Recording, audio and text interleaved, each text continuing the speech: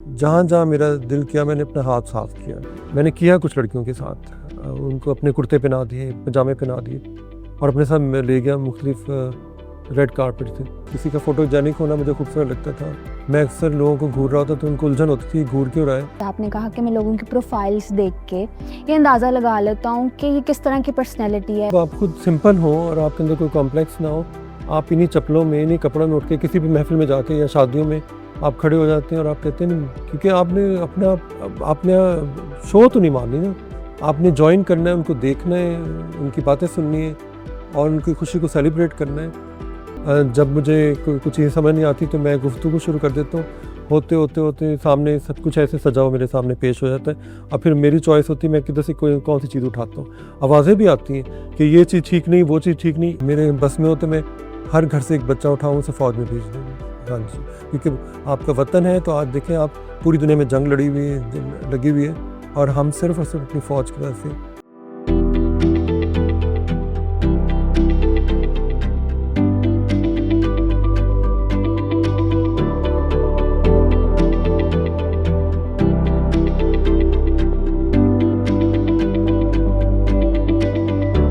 अस्सलाम वालेकुम, डिस्कवर पाकिस्तान के साथ मैं हूं अरीश आफ्ताब।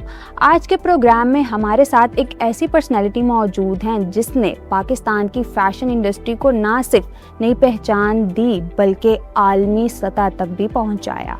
मैं बात कर रही हूँ पाकिस्तान के नामवर स्टाइलिस्ट, इमेज मेकर और फोटोग्राफर खावर रियाज के, जो आज डिस्कवर पाकिस्तान के खुसूसी मेहमान होंगे।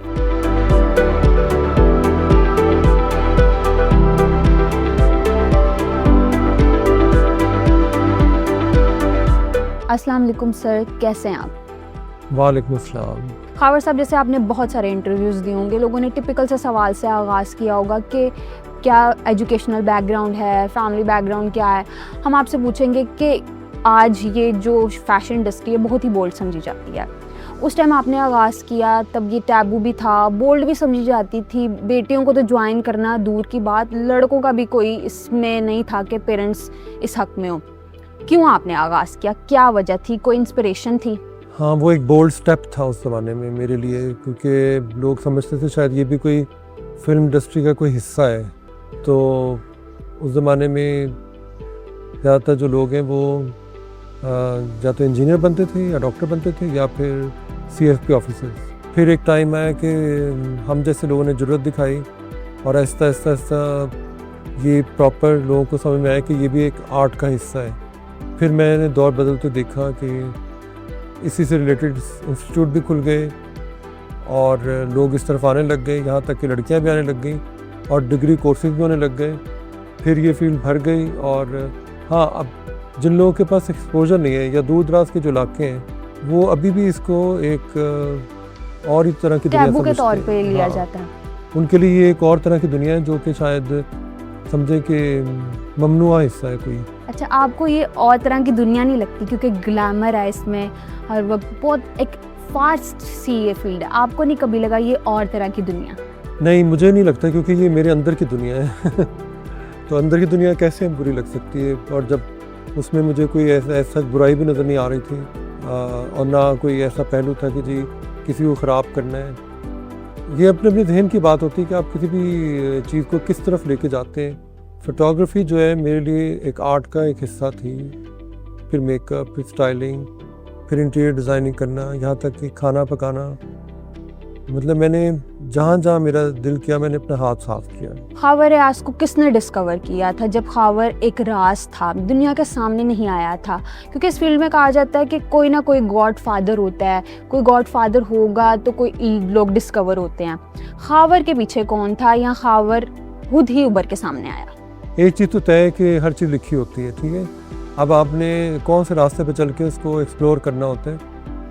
आई थिंक मुझे मेरे विज़न ने एक्सप्लोर किया था और फिर जब आप उस रास्ते पे चलते जाते हैं तो आपको उसी तरह के लोग मिलते जाते हैं और कई जो लोग हैं वो आपको तनकीद करते करते तराश देते हैं।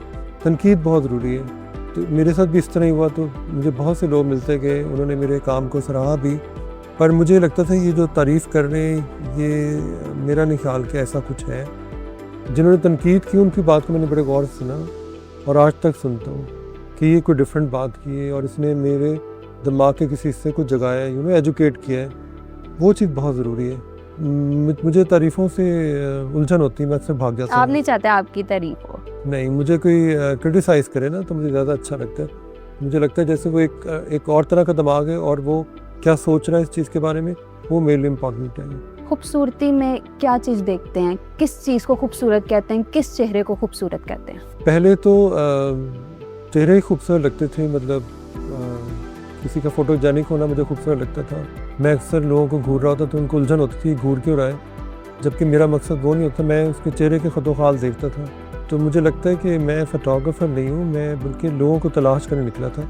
मुझे चेहरों की बनावट और ख़ूबसूरती जो अल्लाह ने जिस तरह से इंसान को बनाया वो अट्रैक्ट करती थी। तो उसके लिए फिर मैंने कैमरा पकड़ लिया कि मैं इस चीज़ को उस तरह से कैप्चर करूँ और मेरे पास एक सोर्स हो तब लोगों को बता सकूँ कि I am a photographer, but eventually I am not.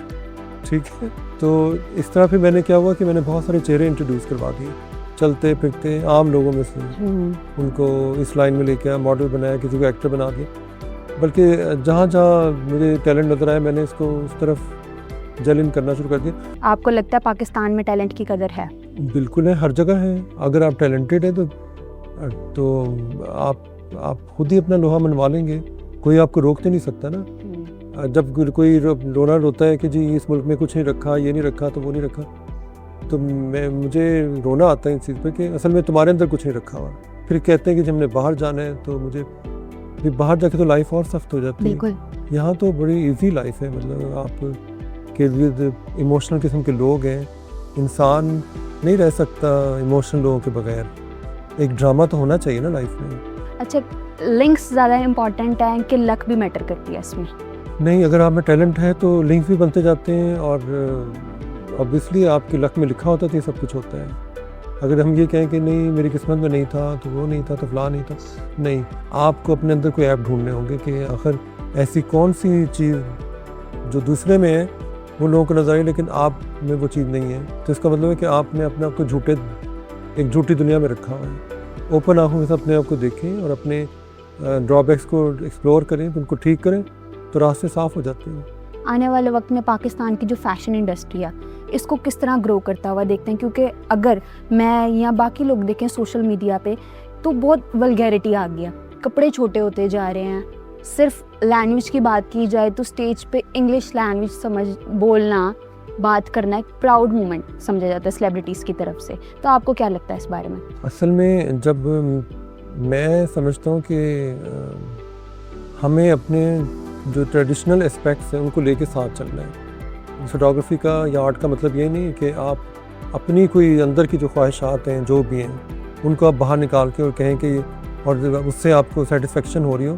आपको एक हद के अंदर रह के सब चीज़ें करनी होती हैं। तो अगर आप हदें पार करते हैं तो वो गलत हो जाते हैं। मैं कहता हूँ इससे सोसाइटी पर बुरा असर पड़ता है।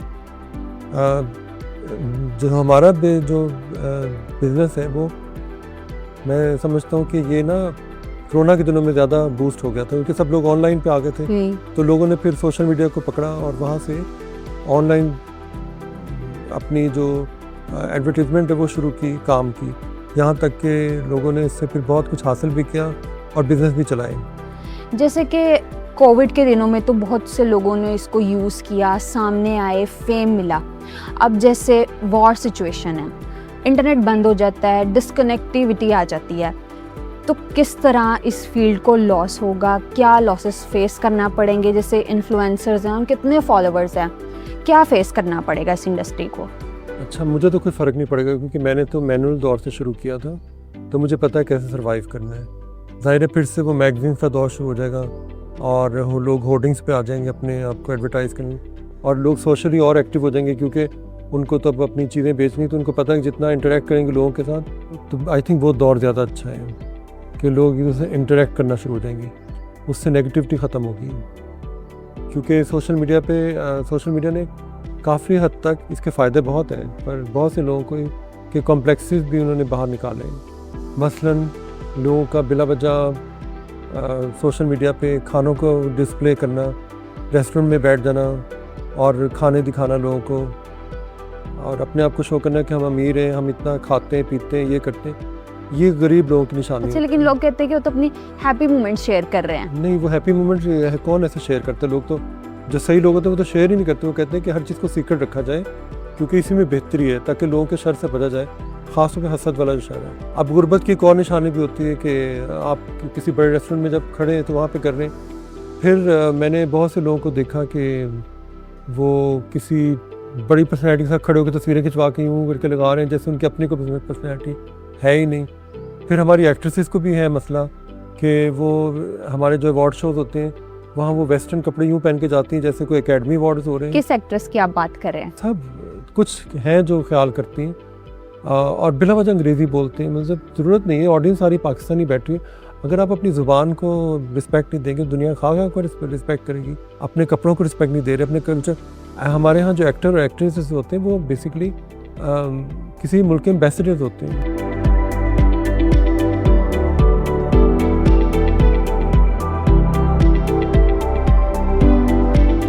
जैसे आपके एक पॉडकास्ट पे मैं सुन रही थी, आपने कहा कि मैं लोगों की प्रोफाइल्स देख के ये अंदाज़ा लगा लेता हूँ कि ये किस तरह की पर्सनैलिटी है, इसमें क्या कॉम्प्लेक्सेस हैं, ये क्या चल रहा है इसके अंदर। हाँ, तो बिल्कुल। ये क्या कोई टैलेंट है आपका? किस तरह आया आप में, कैसे जान लेते हैं आप? जानने की ज़रूरत नहीं। जब आप खुद सिंपल हो और आपके अंदर कोई कॉम्प्लेक्स ना हो, आप इन्हीं चप्पलों में, इन्हीं कपड़ों में उठ के किसी भी महफिल में जाके या शादियों में आप खड़े हो जाते हैं और आप कहते हैं क्योंकि आपने शो तो नहीं मारनी ना, आपने ज्वाइन करना है, उनको देखना है, उनकी बातें सुननी है और उनकी खुशी को सेलिब्रेट करना है। तो जैसे आप हैं, अगर आप उसको वैसे अपने आप को एक्सेप्ट कर लें तो आपको ज़रूरत नहीं रहती कि आपको महंगे कपड़े पहनने या चीज़ में। जब पर्सनैलिटी में दम होना तो फिर आउटर लुक इम्पॉर्टेंट नहीं रहती। अब इसी तरह सॉरी टू से दैट, लेकिन फिर यहाँ से ये भी तो देखा जा सकता है, आप भी तो लोगों को ग्रूम करते हैं ना, पर्सनैलिटी चेंज करते हैं, तो यहाँ पे भी तो एक पूरा टोटल पर्सनैलिटी शिफ्ट आता है। अच्छा, पर्सनैलिटी चेंज करना तो अच्छी बात है ना। पर्सनैलिटी चेंज करने का मतलब ये होता है कि आपने उसके जितने भी ड्रॉबैक्स उनको ठीक किया है तो वो पर्सनैलिटी एक अच्छी मतलब खूबसूरत पर्सनैलिटी होगी। मेरी पर्सनैलिटी में जान पड़ती है तो चेहरे पे नूर आता है, ठीक है। वरना मैंने तो बहुत से लोगों को देखा है कि अच्छे भले शक्लें होती हैं, सब कुछ होता है, लेकिन लाइफ में ऐसा कोई डिसिप्लिन नहीं होता, डाइट ठीक नहीं होती या कोई एक्सरसाइज नहीं करते या बिला वजह के डिप्रेशन तारीख की होती है। ये भी एक लोगों ने फैशन आजकल बना लिया है कि जी मुझे डिप्रेशन हो गया, एंग्जाइटी और टैबलेट पे रेगुलर खाते जाते हैं। इवन माओ को देखा बच्चों को कहती हैं कि बेटा ये वाली गोली खा लो, ये फलानी गोली खा लो। मेरे पास जितने भी डिप्रेशन के लोग आते हैं तो मैं तो सबसे पहले उनको उठा कर जिम में फेंक देता हूँ कि जितना उनका ब्लड सर्कुलेट करेगा और जिस्म थकेगा तो उनको नींद आएगी, वो सो जाएगी। जब दिमाग सो जाएगा तो फिर इस बात है डिप्रेशन ख़त्म है। आज ये सब कुछ नज़र आ रहा है, कल को नज़र नहीं आएगा तो क्या हुआ?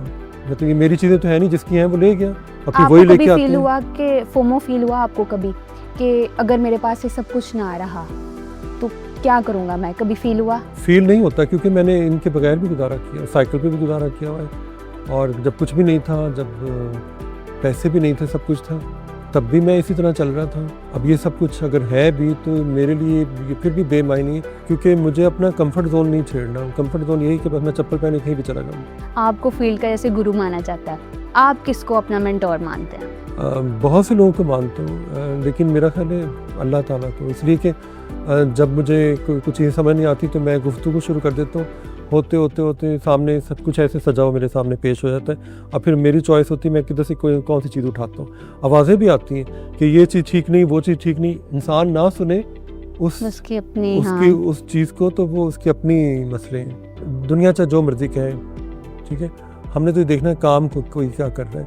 जैसे मरीम नवाज बहुत अच्छा काम कर रही है, ठीक है, उन्होंने लाहौर को ऐसे सजाया जैसे उनका अपना घर है, बल्कि पूरे पंजाब को। जो काम करेगा मेरे लिए वो ज़्यादा इम्पोर्टेंट है। फिर मुझे अपने मुल्क की फ़ौज से प्यार है और मेरा दिल करता है कि हमारे मुल्क में जो मेरे बस में हो तो मैं हर घर से एक बच्चा उठाऊँ, उसे फ़ौज में भेज दूँगा। हाँ जी, क्योंकि आपका वतन है। तो आज देखें आप, पूरी दुनिया में जंग लगी हुई है और हम सिर्फ और सिर्फ अपनी फ़ौज की वजह से यहाँ बैठे हो। बिला वजह फ़ौज को बुरा भला कहना, ये कहना, वो कहना।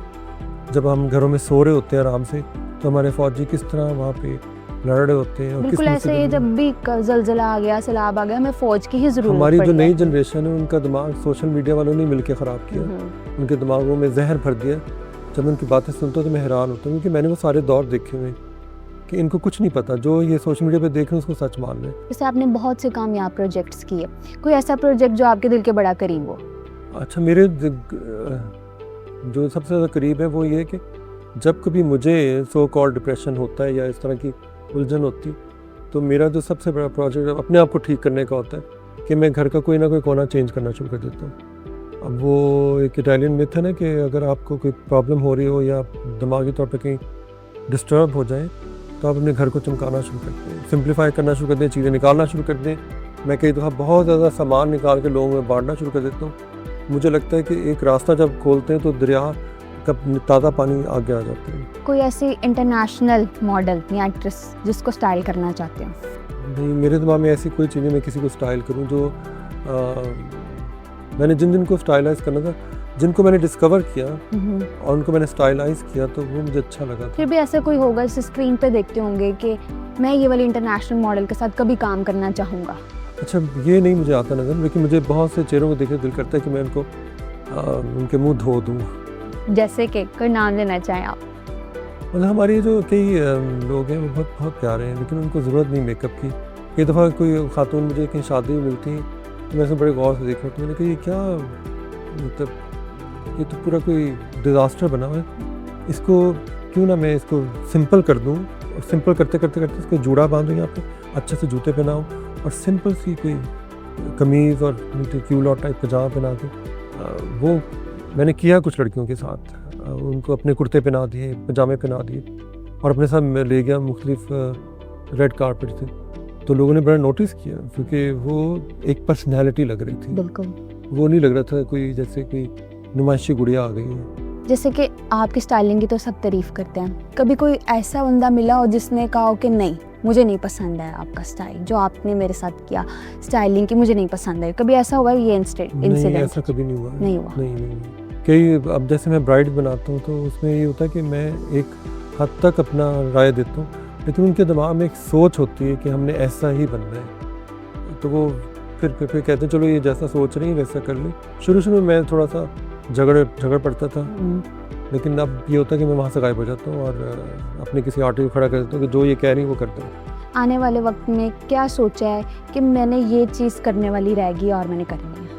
आने वाले वक्तों के लिए सोचा जो कोरोना ने सिखाया था कि बी प्लान हमेशा होना चाहिए, अगर एक रास्ता बंद हो जाए तो फिर दूसरा रास्ता क्या है, ठीक है। अब मुझे लगता है कि हमें अपनी ज़मीन के साथ जुड़ के कुछ करना पड़ेगा। आने वाले वक्तों में मेरा जो कहता है मैं कोई एक ऐसा इदारा चलाऊं जो लर्निंग स्कूल हो, जहां बच्चों को बेसिक एटिकेट्स और हिस्ट्री और हाउसकीपिंग और सिविक सेंस उनके अंदर पैदा करूँ। ग्रूमिंग टिप्स जो आज की जनरेशन को देना चाहते हो, जो बेसिक उनको पता होनी चाहिए और नहीं पता? हाँ, वो एक दूसरे की देखा देखी कूल बनने के चक्करों में ये सिगरेट और वेप पीना, अब वेप पीने लग गए, और कूल बनने के चक्करों में कि गर्लफ्रेंड है ये मेरा बॉयफ्रेंड है, वो भी ख़त्म करें। क्योंकि मेरा ख्याल है, मैं समझता हूँ कि एक औरत के लिए सबसे बड़ी गाली गर्लफ्रेंड होना है, क्योंकि ये मेरी गर्लफ्रेंड है तो एक गाली है, वो इज़्ज़त नहीं है। ये जब जिस दिन औरत ये समझ जाएगी वो कभी किसी लड़के का मुँह नहीं लगाएगी। और जो नई जनरेशन है उनको मोबाइलों से हटाना पड़ेगा। मैं तो कह रहा हूँ इंटरनेट बंद हो जाए, बस मोबाइलों से हटेंगे तो उनको आंखें खुलेंगी और दुनिया को इस तरह से करके देखेंगे, सब यूँ ऐसे। और ये लगता है कोई मिशन है इंटरनेशनली कि लोगों को ऐसे मफलूज करना है, कंट्रोल करना है, ठीक है। आने वाले वक्तों में फिर वही एक होगा ना, एक ताकत होगी जो सब सारी दुनिया को कंट्रोल करेगी, जिसको शायद दजाली की आँख कहते हैं। तो ये आहिस्ता आहिस्ता दुनिया उस तरफ जा रही है। हम इसको रोक नहीं सकते, लेकिन हम एक मिसाल बन सकते हैं। हावर साहब, जैसे कहा जाता है कि इस इंडस्ट्री को ज्वाइन करना है ना, तो आपको बर्गर बनना पड़ता है, या बर्गर बच्चे ही इसको ज्वाइन करते हैं, क्लीन शेव करवाते हैं। ये क्लीन शेव करवाना ही मॉडल आपको बनाएगा। अगर आप शेव के साथ हैं तो क्या आप मॉडल नहीं बन सकते? नहीं, मुझे नहीं पता बर्गर क्या चीज़ है। वो तो असल में एक लुक है जो आपने शूट में दिखानी है। जितनी हमारी जो बड़ी बड़ी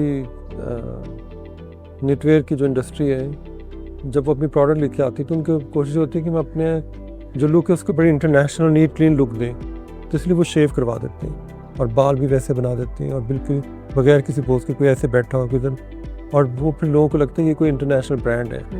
तो ये बेसिकली उस साइकी से खेला जा रहा है। ये तो आपके अपने ऊपर डिपेंड करता है कि आपको शूट में बियर्ड दिखानी है या शेव करवानी है, आपके थीम पे डिपेंड करता है, जिसको कहते हैं एडिटोरियल वर्क। तो वो किसी भी आर्ट डायरेक्टर के ऊपर डिपेंड करता है। खावर साहब, जो लोग इस फैशन इंडस्ट्री को ज्वाइन करना चाहते हैं, आप क्या एडवाइस करें, किन लोगों को ज्वाइन करना चाहिए और किन लोगों को बिल्कुल भी ज्वाइन नहीं करना चाहिए? देखा देखी वाले लोग ज्वाइन ना करें, कि जिनको अंदर से आवाज़ आ रही हो ना वो ज्वाइन करें, वो फिर मास्टर होंगे आगे चल के और वो बहुत आगे चले जाएंगे। उनको रास्ता भी मिल जाएगा, उनको कोई मोनोपोली का सामना भी नहीं करना पड़ेगा। वो कहते हैं कि मोनोपोली है या लॉबी हुई या ग्रुप बने हुए, ऐसा कुछ नहीं है। जब टैलेंट होता है ना तो फिर सब आपकी तरफ देखते हैं, फिर कोई आपके काम से ही सारा दुनिया आपके पास आती है। ये नहीं देख के आती कि आपकी आउटलुक कैसी है। आउटलुक तो हमने दिखा दी, पर काम किधर है। बहुत शुक्रिया खावर साहब, आपने टाइम दिया, बहुत अच्छी गुफ्तगू रही। सेम है। नाजरीन, आज के प्रोग्राम से इतना ही। अगली बार मिलेंगे ऐसी ही किसी रिनाउंड पर्सनैलिटी के साथ। अपनी मेज़बान अरीशा आफ्ताब को दीजिए इजाज़त। देखते रहिए डिस्कवर पाकिस्तान।